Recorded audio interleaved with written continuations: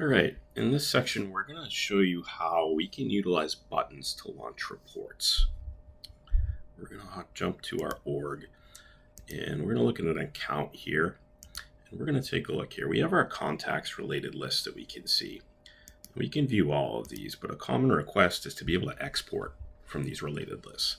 So maybe I need to send this list to another department that maybe isn't a user in Salesforce. Maybe we're sending it to a partner to do some cross-marketing initiatives.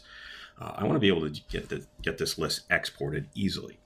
We could do that in a report, but we don't want to have to hard code account names and make a bunch of versions of this for all our different accounts. We want it to be kind of dynamic so that we can launch it in one place, and based on the record we're on, it'll produce that list specific to that account. We can do that in a couple of ways. So we're going to use a report first. So we have our contacts list report, and I'm going to show you how this is filtered. So don't be alarmed by the total record 0. That's what we expect to see here.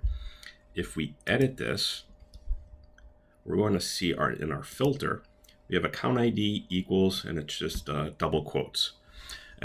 That's the way it needs to be set up. It's going to always show as 0 responses when you run this, but we're going to actually set that filter value in our button. So let's just run that, and we'll hop over to our button, which we created on the account object.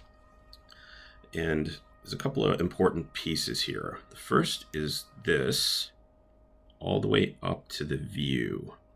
This is the URL for that report. So if we run back to our report, I would just copy it right from here, copy and paste it. That's what I've done. And that sets us with the baseline report that we want to use. Now, the important part here is now we need to filter this for the specific account ID we're going to launch it from. And to do that, we add a question mark in FV0 equals. What that's saying is filter value 0. So even though we have one filter in there, the first one is considered 0. Now we're telling it what to use for that filter. And we've just selected the account ID. So that's telling it when you use this button, we want to enter that filter value in that report for the account ID of the record that we're on. And that's going to be able to produce the list dynamically filtered to that one account.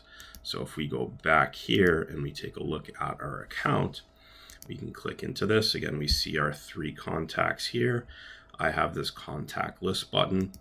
I'm going to hit that, and it's going to produce the report with just the 3 records from that specific account. Now we can export this, send it over to whoever needs it. A couple of things to not forget. One is in our report, I always add some descriptor here telling us that it's used in those buttons, not to change the filters, because as soon as somebody if somebody wiped out that account ID filter, the button will not work. As well as don't forget to add it to your page layouts. You can create the button, but until you add them to your layouts, obviously it won't work. So there's a quick way to utilize buttons and get what you need dynamically filtered.